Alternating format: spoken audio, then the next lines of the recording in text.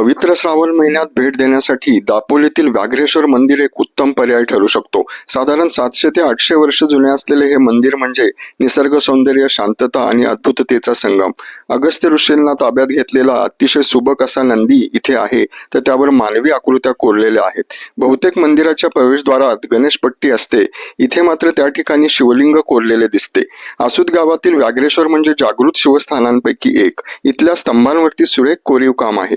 मंदिर शंकराचे आहे, परंतु दशावतार कोरलेले दिसतात, हे विशेष. एकही खिळा न ठोकता एकमेकांमध्ये अडकणारे लाकडी भाग बनवून मंदिरावरील निवाऱ्याचे बांधकाम झाले आहे.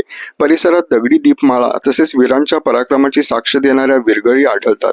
येथील देखण्या पुष्करणीमधील पाणी कधीही आटत नाही म्हणतात, तर याच परिसरात गारंबीचा बापू या चित्रपटाचे चित्रीकरण झाले होते. शेजारी काळभैरव व योगेश्वरीचे मंदिर असून जवळच ग्रामदैवता आई झोलाई देवीचे दर्शनही आपण घेऊ शकतो.